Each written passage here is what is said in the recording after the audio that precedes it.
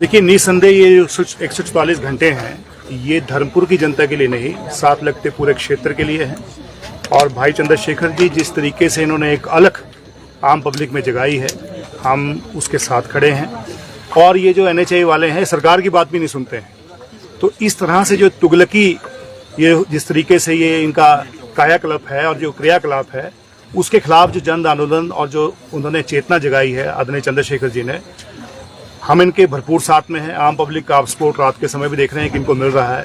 क्योंकि पूरे north India में आज पूरे नॉर्थ इंडिया के लोग ये पूछ रहे हैं कि हिमाचल प्रदेश का वो कौन सा विधायक है जिसने इस NHI जैसी तुगलकी संस्था के खिलाफ अपनी आवाज उठाई है। मुझे NHI के अधिकारी बताएं कि उन्होंने कंपनसेशन के अलावा यहाँ पर किस आदमी को रिहेबिलिटेट किया है, किस आदमी को बसाया है, किस आदमी को उन्होंने ऐसी व्यवस्था दी है। तो महज कुछ पैसे दे करके वो लोगों की पुश्तों के कब्जे और पुश्तों की जमीनों को हड़प करके यहाँ के लोगों को ठग रहे हैं। जो डेडलाइन काम की थी उसको 3 बार एक्सटेंशन लेकर के अभी तक काम को पूरा नहीं कर रहे हैं। 150 करोड़ रुपए की पेनल्टी जो है उनको लग रही है। नमस्कार दर्शकों, अवादेवी स्थित सत्याग्रह स्थल पर विधायक चंद्रशेखर का कुशलक्षेम पूछने देर साय तक लोगों का आना जारी है। इसी कड़ी में Himachal Pradesh state bar council के vice chairman advocate Rohit Sharma ने कहा है कि NHI के भ्रष्ट अधिकारियों को शीघ्र ही यहां से जाना होगा। ये अधिकारी ना तो कानून से डरते हैं और ना ही सरकार की सुन रहे हैं। एडवोकेट रोहित शर्मा रविवार देर शाम अब अवादेवी चौक स्थित सत्याग्रह स्थल पर पिछले 144 घंटों से आमरण अनशन पर बैठे धर्मपुर के विधायक चंद्रशेखर का कुशलक्षेम पूछने अपनी टीम के साथ आए हुए थे। एडवोकेट रोहित शर्मा ने कहा है कि विधायक चंद्रशेखर ने जो अलख जगाई है उसकी गूंज पूरे उत्तरी भारत में सुनाई दे रही है। उन्होंने कहा कि NHI जैसी तुगलकी संस्था के खिलाफ विधायक चंद्रशेखर द्वारा उठाई आवाज आज पूरे प्रदेश की आवाज बन चुकी है। उन्होंने कहा कि NHI और मौत की निगरानी में बन रहे नेशनल हाईवे में कई धांधलियां और कोताही देखने को मिली है, जिसके लिए NHI के उच्च अधिकारी रिस्पॉन्सिबल हैं। एडवोकेट रोहित शर्मा ने कहा कि मुख्यमंत्री सुखविंदर सिंह सुक्खू के अलावा विधायक सुरेश कुमार और कैप्टन रणजीत सिंह भी विधायक चंद्रशेखर द्वारा NHI के खिलाफ उठाए गए कदम की तारीफ कर चुके हैं और जरूरत पड़ी तो मैं भी चंद्रशेखर के साथ आमरण अनशन पर बैठने को तैयार हूं।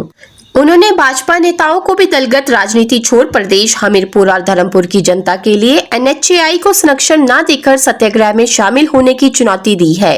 रोहित शर्मा ने कहा कि गूगल मैप पर घर बैठे DPR बनाने वाले अधिकारी ही बर्बादी की कहानी लिखते आए हैं, जिन्हें केंद्रीय नेतृत्व संरक्षण दे रहा है।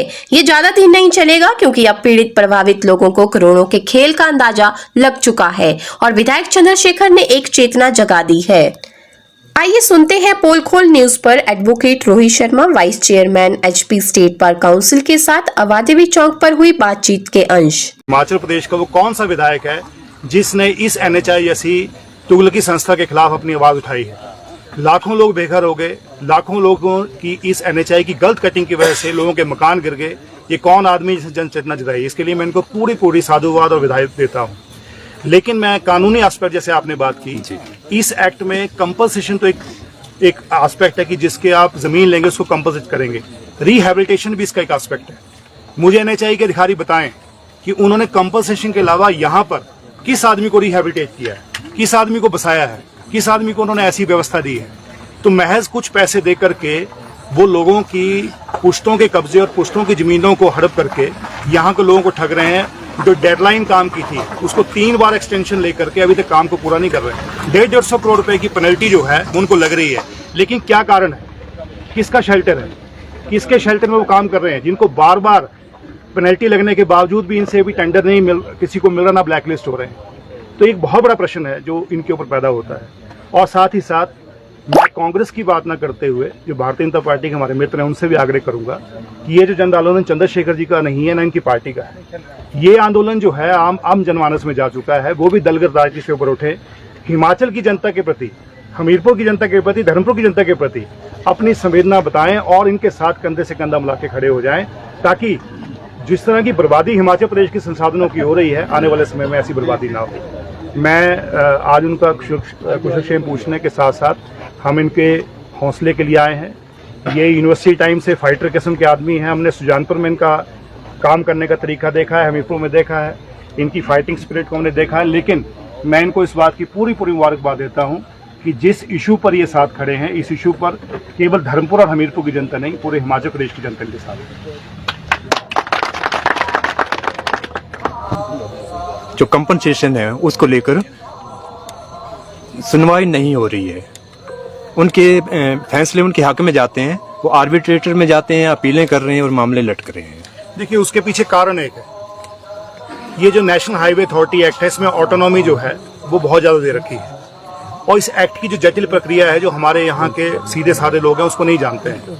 एक आर्बिट्रेटर की हेयरिंग रखेंगे, वो भी 500 किलोमीटर दूर होगी, जो कि हमारे लोग नहीं पहुँच पाते हैं, और आर्बिट्रेशन का वार पास हो जाएगा, फिर आर्बिट्रेशन के वार के खिलाफ आगे जो अपील हाई कोर्ट में होती है, तो उसकी चैलेंज नहीं हो पाता है। तो इस करके लोगों में कई कानूनी ऐसी अड़चने आती हैं जिस वजह से वो नहीं इसमें आगे कर पा रहे हैं। लेकिन मैं इसमें कहना चाहूँगा कि आज ये स्थिति जो है वो किस लिए बनी है। स्थिति इसलिए बनी है क्योंकि जो टाइम बाउंड इनको काम करने का था, जिस टाइम पीरियड के अंदर इनको काम करना था, वो टाइम भी चला गया। जो पेनल्टीज इनको लगनी लग गई, सबसे ज़्यादा बर्बादी धर्मपुर क्षेत्र की हो गई। कई दिनों से, कई वर्षों से लोग जो हैं उनकी गाड़ियाँ बर्बाद हो गई, नई गाड़ियाँ ली हुई थी वो खंडर बनते जा रहे हैं। इसलिए आज की जो मांग है, और चंद्रशेखर जी जिस वजह से बैठे हैं, वो ये कहते हैं कि जो भ्रष्ट अधिकारी इस NHAI में यहाँ पे बैठे हुए हैं, मैं बिल्कुल ऑन कैमरा स्पष्ट कह रहा हूँ, मैं गलत कह रहा हूँ, मेरे पर डेफिनेशन केस करें। जो भ्रष्ट अधिकारी इस NHAI संस्था में बैठे हुए हैं, जो ना कानून से डरते हैं ना सरकार से डरते हैं, उन सरकारियों को बनाना चाहूँगा कि आने वाले समय में ये कांग्रेस पार्टी के इकलौते विधायक नहीं है जो इनके खिलाफ हैं। अभी सुरेश जी ने कहा है ये शुरुआत हो चुकी है, कांग्रेस के विधायक भी बैठेंगे, बाकियों को भी मजबूरन बैठना पड़ेगा। जो हम जैसे नॉन विधायक एक सोशल एक्टिविस्ट हैं वो भी बैठना शुरू हो जाएंगे। NHAI को यहाँ से भागना पड़ेगा, ये निश्चित है। और मैं आपको बता दूं, अगर बहुत जल्द इनको अकल नहीं आई और उनकी मांगों को नहीं माना गया तो हम लोग जो हैं वो भी इनकी तर्ज पर अमन अनशन बैठेंगे। रोहित जी, अंतिम प्रश्न, एक शब्द है संरक्षण, और ऐसा माना जाता है कि किसी न किसी बड़े आदमी का इस NHAI को या इनके अधिकारियों को संरक्षण प्राप्त है, तभी इनके हौसले इतने बुलंद हैं। क्या कहना चाहेंगे? देखिए, इसकी पुष्टि स्वयं गडकरी जी कर चुके हैं। कुल्लू मनाली की जब हाईवे जो है ब्यास में चले गए तो गडकरी जी का इंटरव्यू आप ऑनलाइन देख लीजिए। गडकरी जी ने कहा है कि जो DPR बनती है, जो हमारे अधिकारी हैं वो घर में बैठ के बनाते हैं, और सबसे बेकार DPR बनती है। जब बेकार DPR बनती है, करोड़ों का हाईवे चले जाते हैं, किस अधिकारी पर कार्रवाई गडकरी जी ने की है? किस अधिकारी को हटाया गया है? मुझे एक का नाम बता दें। जिन्होंने कुल्लू मनाली नेशनल हाईवे की DPR बनाई, क्या वो आज किसी पद से हटाए गए हैं? ये भारतीय जनता पार्टी और गडकरी जी स्पष्ट करें। जो धर्मपुर में बर्बादी हुई है, जो हमीरपुर में बर्बादी हो रही है, इसमें जो चंद्रशेखर जी कह रहे हैं और बार बार इसका जिक्र कर रहे हैं कि इन अधिकारियों को हटाओ और जो इनकी मांगे हैं उनको मानो, तो आई तो पूरी तरीके से संरक्षण की बात तो गडकरी जी ने स्वीकार कर ली है। सिर्फ और सिर्फ जो एक औपचारिकता है, एक जो पत्राचार होना है, वो बची है। बाकी इसका संरक्षण बड़ा क्लियर है कि इन्हीं के बीच के लोग हैं जिनका संरक्षण प्राप्त है, और करोड़ों अरबों का जो खेल है वो कहीं न कहीं उसका संरक्षण प्राप्त है। और ये संरक्षण जो है वो हिमाचल प्रदेश की जनता जो और आम जनता जो संरक्षण के हक में नहीं है, और बहुत जल्दी जो है इस आंदोलन को आगे बढ़ाया जाएगा। मैं चंद्रशेखर को पुनः एक बार फिर पूरी बधाई देता हूँ, और हम उनके साथ वो सारे के सारे सड़कों पर उतरेंगे। एक विधायक जो है हिमाचल प्रदेश में 70 लाख की वादी में 1 लाख को रिप्रेजेंट करता है। 70 लाख की वादी में 65 विधायकों में से एक है जी, 1 लाख को रिप्रेजेंट करता है। लेकिन जिस तरह का मुद्दा इन्होंने चुना, ये 70 लाख को रिप्रेजेंट कर रहे हैं जी। अगर एक विधायक की सेहत के ऊपर, जान के ऊपर को बात आई, तो ये 70 लाख के 70 लाख लोगों की जान के ऊपर बात आएगी। और उसके बाद जो हालत बिगड़नी है वो NHAI की शायद मालूम नहीं है, उनकी हालत बिगड़नी है। एक बहुत ही इसे कहते हैं कि डेमोक्रेटिक सेटअप से और कानून लोकतांत्रिक तरीके से अपना विरोध रख रहे हैं।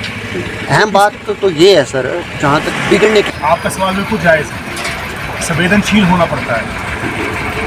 मैं इस चैनल के माध्यम से भी और वैसे भी माननीय मुख्यमंत्री से भी अनुरोध करूँगा, जो यहाँ से सांसद हैं उनसे भी अनुरोध करूँगा, और केंद्रीय नेतृत्व से भी अनुरोध करूँगा कि वो इस मामले में प्रायोरिटी पर इस मामले को आगे बढ़े और NHAI अधिकारियों से बात करें। जी जी, मुख्यमंत्री जी स्वयं बात करें, उप मुख्यमंत्री जी करें, उनके साथ जो है बाकी जो हमारा केंद्रीय नेतृत्व है, भारतीय जनता पार्टी के लोग हैं, सांसद हैं, वो बात करें और बहुत जल्दी इस मामले को सुलझाया जाए। ये मामला किसी अकेले चंद्रशेखर जी का नहीं, सबका है। तो इसको इस तरीके से सॉल्व किया जा सकता है। अगर कोई भी ऐसी चीज़ जिसकी आप बात कर रहे हैं कि इस क्षेत्र इशू, कोई भी ऐसी चीज़ हो इसको बढ़ाने के बजाय इसको सॉर्ट आउट करना चाहिए। तो मैं आपके चैनल के माध्यम से उनसे निवेदन करूँगा कि जल्दी से जल्दी इसको किया जाए। अदरवाइज एक बहुत बड़ा जन आंदोलन जो है वैसे ही इसको रूप लेने का बहुत कगार पे है, बहुत जल्दी जो है लोगों का गुस्सा फूट सकता है।